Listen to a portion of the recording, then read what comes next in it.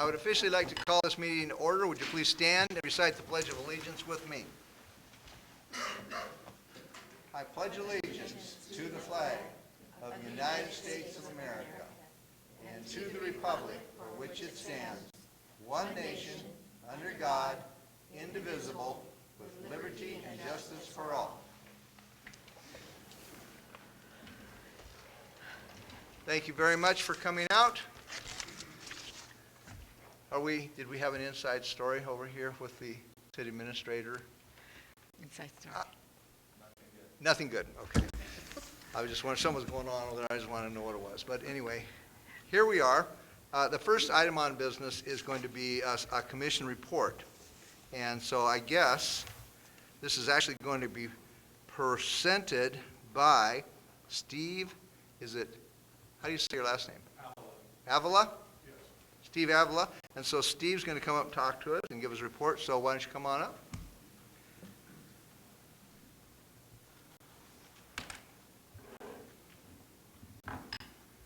Well, I appreciate you taking my time tonight. I'm here to announce that the 12 and under Pee Wee Reach World Series is coming to Shelton this summer.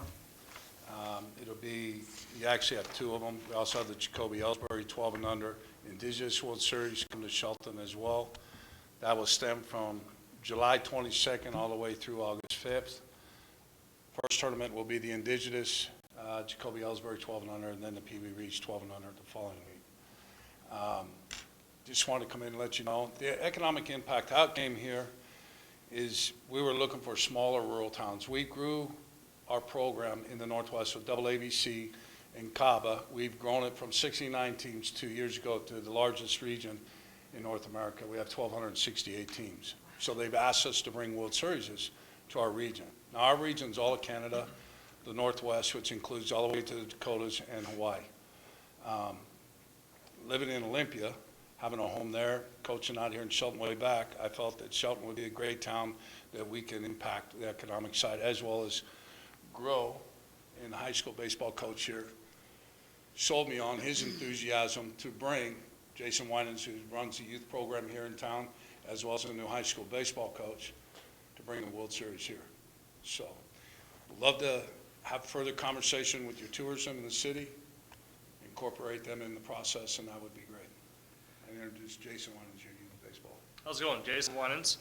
Along with what Steve said, we had this opportunity and I could not let it pass, so we jumped on it with the intent what it's going to bring to our community, our youth, our high school kids, and that's kind of the biggest thing, that we don't really have nothing here for our kids in the baseball program to look up to. They want to go somewhere, they're going to go travel across the United States to all these World Series tournaments and everything else, so we have the opportunity to bring it into Shelton. Why not? So Steve presented this to me, and we had a long talk about it, and we think that we can make it work. And just the impact alone that it's going to have on our youth. Already, our 12-year-old kids are so excited that they get to play in a World Series, being the host team. We get an automatic bid for that World Series. So the biggest thing is seeing the light in their eyes, give them something to look forward to, and the ability to bring this back for years to come. Our goal is to bring 5, 10, 15 years from now to have it every year. So it is a big thing for our community. It's something we've never had, something that we've never been able to be involved in and a part of. So a lot of these kids will not play baseball after high school, and if we can give them as much encouragement to play baseball in the summertime, give them extracurricular activities to look forward to until August, that's kind of our goal. So the biggest thing is we're trying to get your guys' support and involvement with us and bring this amazing tournament to Shelton. And like Steve said, with the economic impact, it's going to be amazing. But for me, it's all about the kids and what they're going to experience out of it. Jacoby Ellsbury plays for the New York Yankees, and for them to have the chance to possibly meet him is amazing in its own. So it's got a lot of support in our baseball community and with our youth and our parents and the high school, and again, want to talk to you guys just to get you guys informed and get you in the know, and look forward to what the future holds. Great. Well, you're on agenda, so I don't want you to sit down quite yet. I just want you to be Yes, here. sir. You have more than the 3 minutes because you arranged to be here and we got you on the agenda. And so I would say if our my fellow commissioners, if they have anything, input or questions, I have some, or encouragements or whatever we could do. You have any input I on do. this? Yes, Okay. I do. Let's share. Okay. You want to go first? Okay. You always go first. Yeah, Okay, I that's right. always go first. That's That's the right. rule around here, evidently. First of all, I want to say I am so excited by this potential. I'm so excited about this. I think this is excellent for our community. My concern is that this is February, and you said it's in July. Yes. And how many people are we thinking will be coming into our community for this? Over 2,000 people. Okay. The whole week. And then the Okay. front week with the Indigenous Jacoby Ellsbury tournament, lesser, probably more closer to 500. But there's 24 teams committed to coming to Shelton from across the country, North America. So they have travel funds they get from the AABC to come to the tournament. So we have 8 regions around North America. Those teams come. California will send multiple teams. So there's probably 20 teams that will come from outside the area here into the community. So of course, we have somewhat limited resources. So what are you expecting that we can do to help you make this a success? It's a bid process that Jason committed to with AABC to bring the World Series to town, and then they cover all the expenses out of that bid process, which is travel for those teams that are coming in, baseballs, umpires, typical things to run a tournament. And they got the bid at $150,000. So Jason's group is committed to raise X amount of dollars. It'd be great to have a partnership with the city, $50,000, whatever, and the county too. And I'm not sure everybody's had. I usually don't get this involved, but the fact that I have a home in Olympia, been here, I'm hands-on here in Shelton. My commitment's to keep it here in Shelton long-term. Well, I don't know about that, but I think that we can, maybe there are other ways we can help Correct. promote and help make it smoother and work with you on that. Yeah. And I especially like the long-term Right. possibilities and something we can build toward. Excuse me, I'm sorry, I didn't mean to interrupt you. Oh, that's okay. I'm more than willing to commit to come down and talk to the corporate sponsors. We already have the corporate sponsorship for the Jacoby Ellsbury Indigenous World Series. That's nationally. I mean, we're talking with ESPN, Major League Baseball, USA Today, Baseball America. That's a big thing for Major League Baseball to get the Indigenous boys playing. And the fact that we're bringing it here to Shelton will help create some notoriety, and hopefully the mayor will get his arm in shape and he can throw out the first pitch in both of these things. I'd love to do that. Both of these tournaments. The Pee Wee Reese tournament is open to everybody throughout the world. And it's a tournament that, from this year, the international side will come from Canada, as well as throughout the country. So that's where we need some help, both tournaments were $150 each, and we already did, and I worked with it on the corporate sponsorship, and so AABC and Jason, to get that 150s already in place. Now, we'd like to get involved, the local community, met with Guy Miller, and met, people around the Native American communities here to make sure we got a host team of players. But we're also, for this tournament, I'm willing to come back down in town and around the community, and we're also looking at outside national corporate sponsors for this tournament as well. We've been talking with Nike and Under Armour, and they're trying to get involved as well, but like I said, this was a big process of $150,000, and I was assured that we can make it happen one way or another, and we're not determined to do that, but again, we need, the city and the county is gonna reap all the benefits besides the youth from it, for the economic impact, so we're looking for any kind of help that we can get from the city, the county, to offset that our youth organization is raising a portion of it as well, so we've got some stakes in the game as well, so anything we can, anything will help. Okay, great. Kathy, I think he doesn't think girls can throw. I can't throw a baseball, and I'm married to a baseball umpire. That's really sad. But I can't throw Darren will shorten it up. attest that I can't throw a baseball. We can shorten up the distance, yeah. I'm really excited. My husband's been umpiring baseball for 20-plus years, and when I told him this was going to be spoken about tonight, he goes, "That's really cool." So he doesn't get real excited about stuff. But anyway, this is going to be just the best thing for our community. Shelton, Union, Hood Sport, Olympia, Tacoma, it's going to be a group effort trying to get everybody housed and fed and everything, so I'm excited. Yeah. My comments are along the lines of communication. And starting as soon as possible, letting our staff and our city kind of know how this works. I mean, we've never done this before. And, again, a little short on funds by I don't know how many millions, but, so, I don't know, but I do know that you have our heart. And you may have some money, but we got to know how this stuff works, and I think giving, your sheet of dates, times, and stuff, I would imagine finding beds for a couple thousand people could be a little challenge. They might have It's to. already taken care of. Yeah, already taken care of? Yeah. Cool. Well, there you go. So much for my worries, right? Okay, well, I think being in communication with us and the county, I'm sure, and seeing how we can work together to make this a wonderful experience, so best I can say. Yeah, we have transportation taken care of, housing is in place, and I think it'll help bring these tournaments here and then continue to grow sports tourism in the community, will help bring more hotels. There's definitely a need for hotels in the city here. Yeah. The casino was one of the first ones we asked, and they're already full. Oh, yeah. So they didn't, that time of the year, they had no room. So we had to expand our thought process into Olympia and Thurston County for the hotels. Yeah, I would think so. Yeah, but it's a non-issue. We take care of that. We deal with that agency and communicate. Just like the 24 teams that are coming in, they're already in place.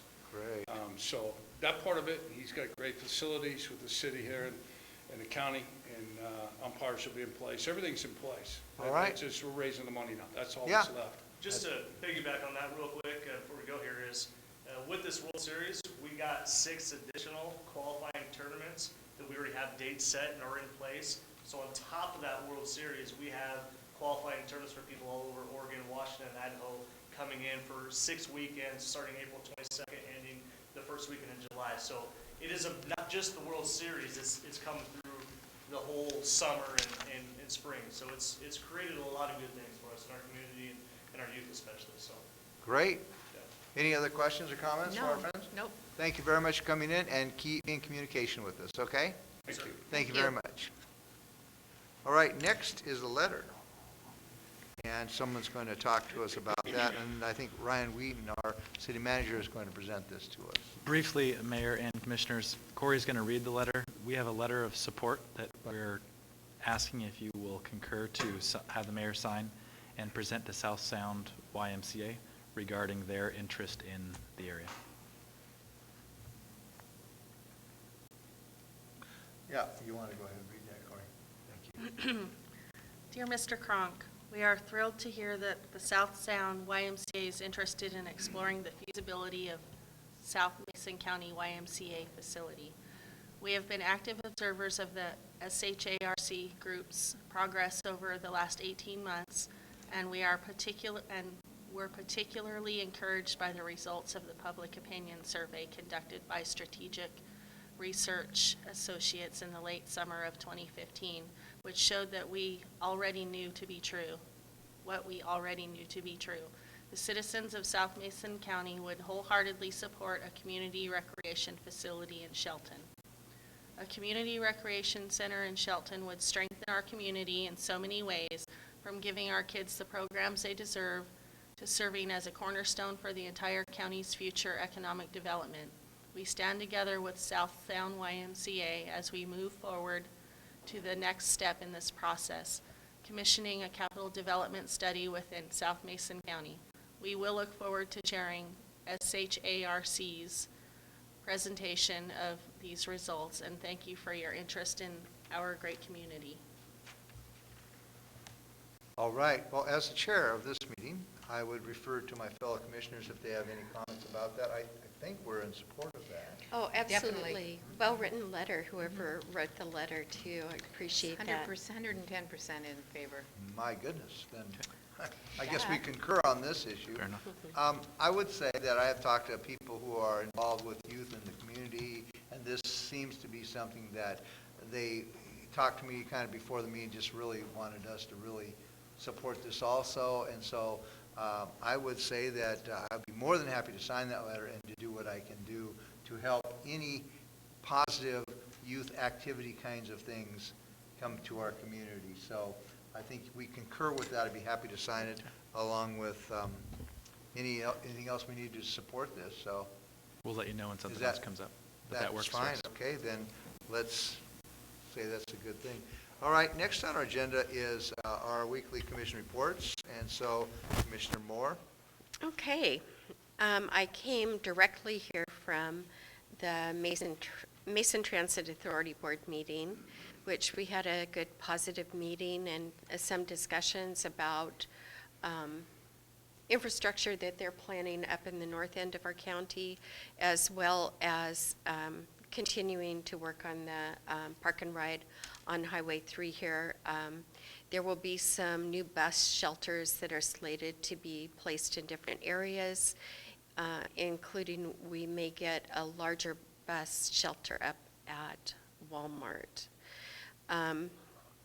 I also today attended, it's not one of my city board meetings, but I attended the League of Women Voters monthly meeting, and the discussion today was on mental health and substance abuse, the probation system, and what they're using, the different methods of mental health counseling that they're using in the programs that their clients are directed to go through. It was really, really amazing. It was very interesting. We also had discussion on the mental health and substance abuse building. Behavioral health organization has just purchased and the future plans for that, as well as a mobile facility.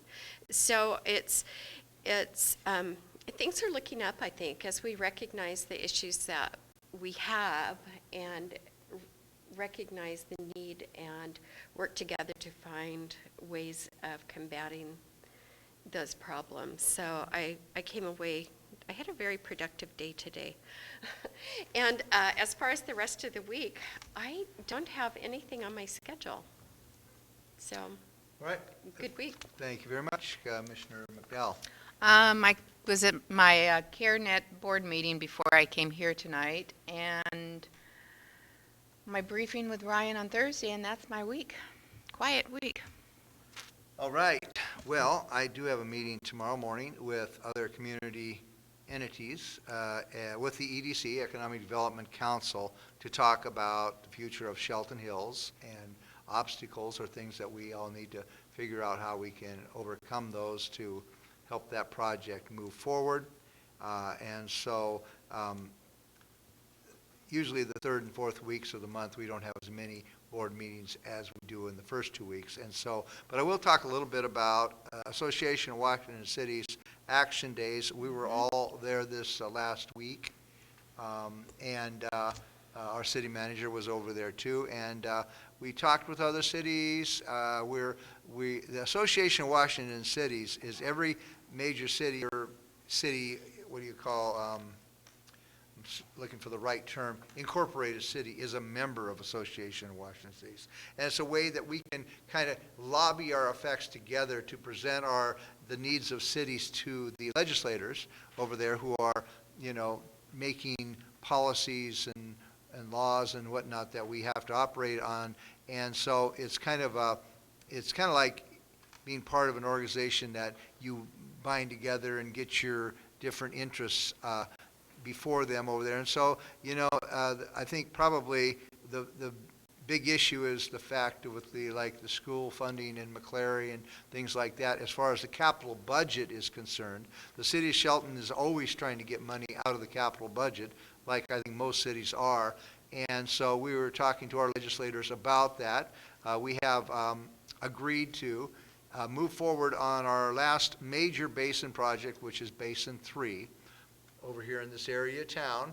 And it'll be an exciting day when we get that one completed, because then I believe everything else as far as our sewer infrastructure can probably be worked into our normal budget cycles and work things from there. Well, we are successful in, and have been successful in getting substantial grant money to help with that. We're still a couple million shy, and as Ryan knows, I'm knocking on every door, and everybody knows what we want, and we are fighting for that last $2 million. So we are moving forward in that. Many other issues that are coming, I guess, or the cities are kind of struggling with, and one is the homelessness issue, and what it appears, and I've been involved with these discussions pretty hardcore for the past couple of years, and it seems like some ideas are starting to come forward, and probably one of the biggest ideas is that the smaller mid-sized cities do not have the same challenges that big cities have. And so one size doesn't fit all. And so I've been communicating with a lot of cities our size, and then every city, not just according to size difference, because this is a very interesting thing. The degree of homelessness you have ties in a lot to things like transportation systems or government agencies. And so a city similar to our size may not have much of a homeless problem at all, but it's because they have no agencies in that town, because they're part of Pierce County, and they have no real bus transportation into that town. So their issue, even though we're the same size, they might have a bus, Maryland, I'm sorry, that's coming by, but they don't have the transit system that we have here. But a lot of these things then are, so every single city's got to kind of figure out how they're going to deal with this. And so we are always looking and thinking about ways that we can help get people into better living situations. So it's an interesting thing for me, and that's one thing that I take advantage of, going to these events with the Association of Washington City to connect with other leaders and talk about solutions that we can bring back and maybe plug into our city. So I believe that completes our commission reports. Unless anybody has something special more they want to add, we can move forward at this time into, there's a general public comment period. Do we have anybody signed in at this time? Yes, we do. Marilyn Vogler. Marilyn Vogler, 420 East Poplar. While I spoke against privatizing our garbage collection, I accept the decision the Commission has made, and I'm here to ask that you work out the details of the contract as well as the controlling ordinance to benefit as much as possible Shelton's ratepayers. First, I urge you to see that Shelton customers have the same option that county customers with Mason County Garbage has with regard to the frequency of pickup. Mason County customers can choose to have garbage picked up weekly, every other week, monthly, or what they call a when-out service, which means you put out your garbage bin when it needs to be emptied, and they charge you per empty. Everyone still pays for recycling bi-weekly, and since customers pay for recycling bi-weekly, being able to choose less frequent garbage pickup at lower rates will potentially encourage recycling by lowering rates for households that recycle conscientiously. Choice in pickup frequency also offers options for smaller households that generate little garbage, so they're not paying for services they don't need. As to an ordinance, when service is not provided by the city, the examples I have found generally allow residents to haul their own garbage. Lacey, for instance, has no city garbage pickup. Their ordinance specifies that disposal will be through the use of licensed garbage and refuse contractors or by other means approved by the health officer in accordance with the state health standards. Lacey residents can choose to take their refuse directly to the local dump. There is no fee if they haul their own, but residents who self-haul, and this is a quote, their garbage and live in areas served by LeMay Enterprises, which serves much of Thurston and Grays Harbor counties, can sign up for curbside recycling for a nominal fee. The fact that Lacey's ordinance isn't specific as to hauler but says by a licensed hauler is also important to consider from economic development issues. It's hard to imagine that over 20 years, with the growth Shelton is projecting, there's not going to be someone interested in bringing a second or third garbage hauling business into the town. But we need to make sure that can happen by not saying everyone has to use Mason County garbage, but simply saying people have to use a licensed hauler. This is more likely to bring competition, which, as we all know, is better for ratepayers. So I ask you to think about us when you're finalizing the details. Thank you. Thank you for your comments. Anybody else signed up for public comment? No, no one. Okay, at this time, are we ready for a reading of the consent agenda? Yes. Yes. Could we please have that? Consent agenda. Payroll vouchers numbered 3308 through 3443 and 13581 through 13603 in the amount of $646,162.21. Vouchers numbered 13667 through 13763 in the amount of $260,290.71. Voucher numbered 13662 in the amount of $5,377.31. Are we ready? Is there I'll a take motion it. to approve the consent agenda? I move that we approve the consent agenda as read. I will second that. There's a motion and a second to approve the consent agenda. All those in favor, any further discussion? All those in favor signify by saying aye. Aye. Opposed? The agenda passes. Sorry, my mind, I was reading something, and then it was my turn to speak, and of course I made a mistake, but we'll not dwell on that. There is no action agenda this week, but there is a couple of items under our business agenda, and so at this time I'd like to turn this over to Craig Gregory for a report from our Public Works Department. Thank you, Mayor, Commissioners. Tonight, bringing forward, a few months ago, we passed an interlocal agreement with Mason County to do further treatment of their digested sludge. We have just a slight modification. Originally, we were told by Mason County that they would be bringing us nothing less than 1.5% suspended solids. It has shown over the last couple months that they cannot meet that, and they are below the 1.5. So we had to modify that just slightly to mirror the contract that we have with AAA that charges them a per gallon charge instead of a dried ton. And the difference with that is in your packet, it's in bold and in red. And that is the only portion of the contract or the ILA that has changed.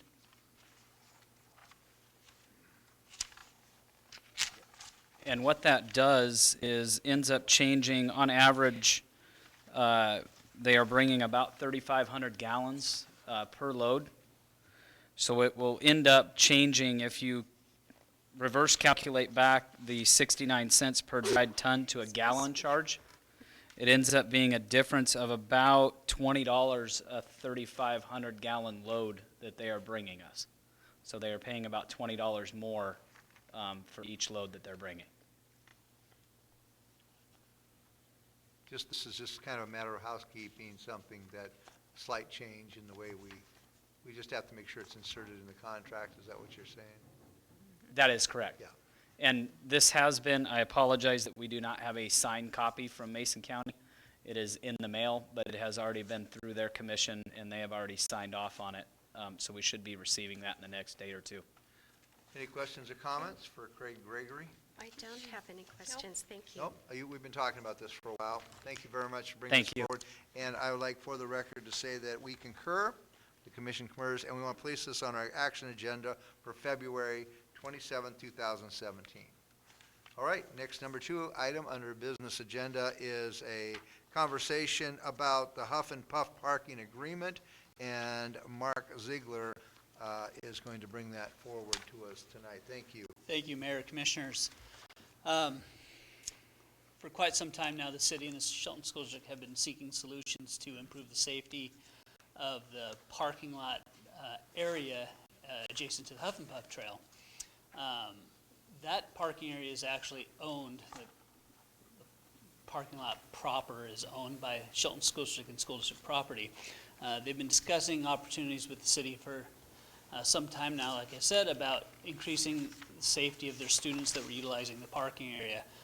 A number of options were on the table, but finally, what we're bringing to you today is a lease agreement for the city to take over maintenance and operations of that parking lot, in addition to the school district installing some fencing to help direct foot traffic to a crosswalk that's adjacent to the entrance to the southern portion of the school district parking lot. One of the problems that we were having was the students were using the parking lot during school hours because it was free. They didn't have to pay for it. The school district didn't have the means to properly watch over the parking area, advise the students not to park there. And when those students left the parking lot in their cars, they just crossed Spring Road wherever they felt like it. Usually it wasn't in a crosswalk. Sometimes it's during areas of low visibility, early in the morning before school starts, maybe in the evening, things like that. It's a busy, heavily trafficked road. So with the addition of the fence, it directs foot traffic to the crosswalk. And the lease with the city allows our police department to manage that parking with signage. So we can designate the parking as, say, 2-hour limit, or something that meets the needs of the public that utilizes that facility, helps direct the student parking over to the parking lot where it's going to be safer, where it's better managed by the school district. And then we can also provide parking for the participants that utilize that facility for the Huff and Puff Trail and the disc golf course, Shelton Springs Disc Golf Course up there. Myself, I've received many complaints over the years, or last couple of years, about lack of parking during school hours up there at the trail for the general public use. This isn't too much of a break from normal practice. The city has maintained that parking lot over the last, as long as I can remember really, by grading it and smoothing it out. It's a gravel parking lot. We have the equipment to do it. The school district didn't. It's utilized by the general public. So we, from time to time, go up and grade it out, fill in the potholes, maintain it and manage it as such. And really this agreement spells that out again.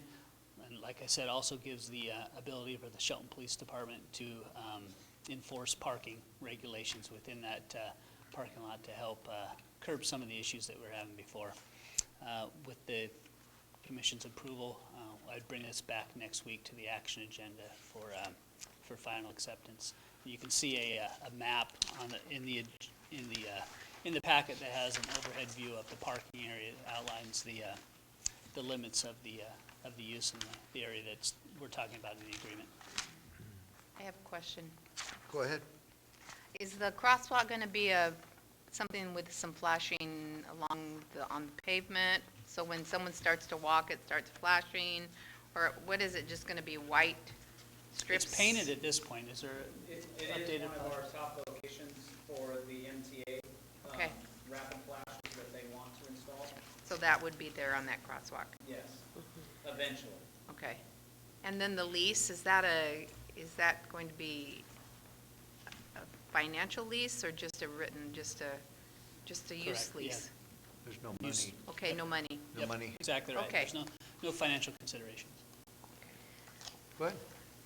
So as far as the maintenance of the parking lot, does that come out of the parks budget or does that come out of the street budget? It's been mostly parks in the past. we pay for, if there's gravel or the equipment operator time up there, it's been charged to the Parks Department in the past. And do we have a minimum standard that we maintain that parking lot too?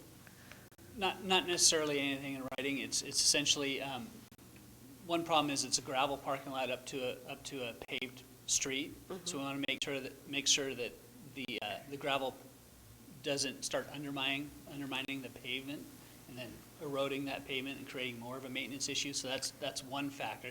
The other factor is just as the potholes grow and increase, is just getting there, cutting them down, help maintaining a smooth and safe surface in there. It is a gravel lot. It's never going to be perfect, obviously, but we try to keep it to a minimum at best. How are you going to keep the kids from parking in there? We'll sign it. We'll sign it with a limited parking. So it could be a 2-hour, it could be a 3-hour. The lease gives us the flexibility to sign that.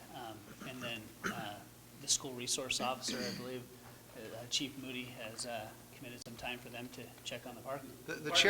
The chair recognizes that Chief Moody can come and speak to this issue at this time. Having been one that just completed a full day of Robert's Rules and Orders, I wanted to get at least an attempt to do a professional comment in here. So, Chief Moody, the chair recognizes your authority in this situation.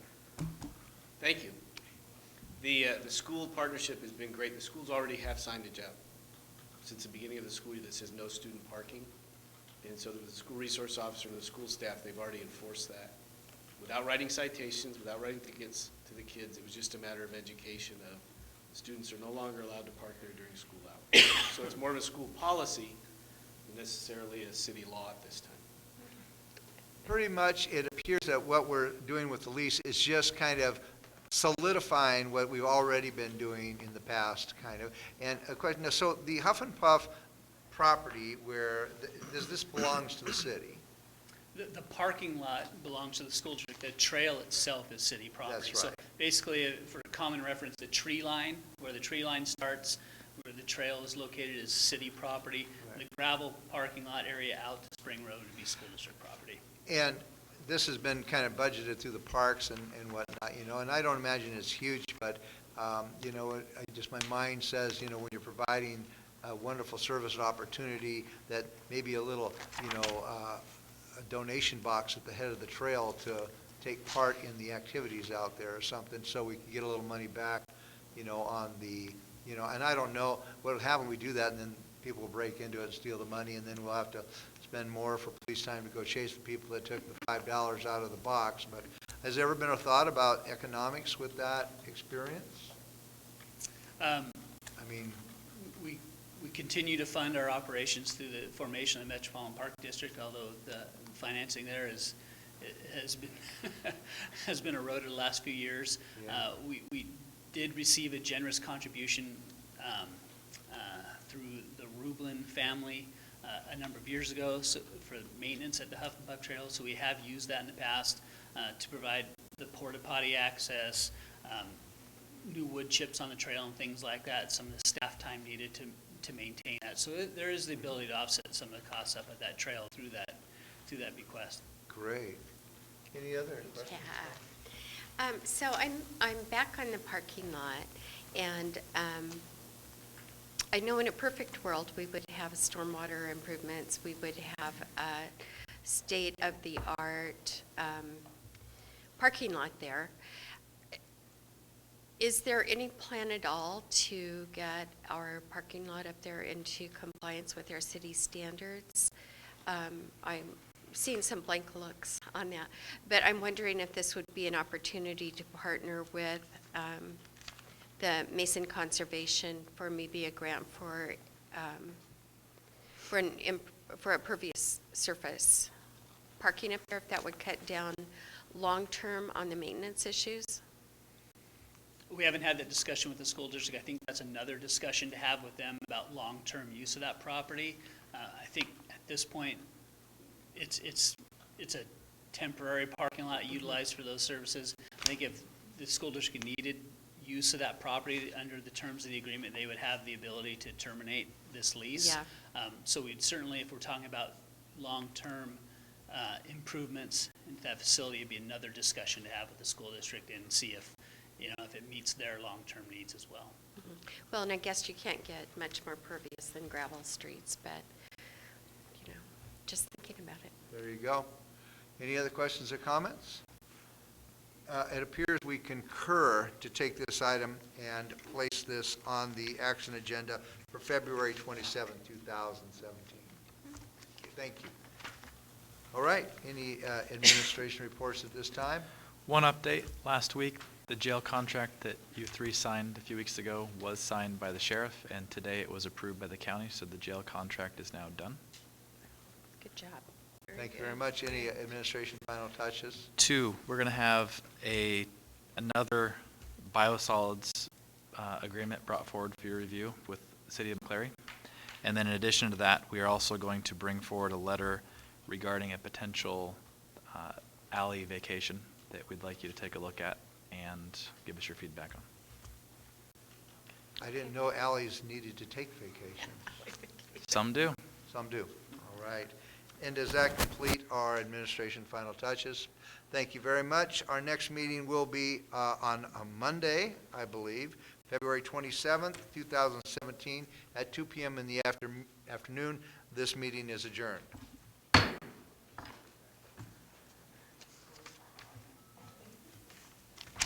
Well, I didn't get very much out of that Robert's Rules thing. You did fine.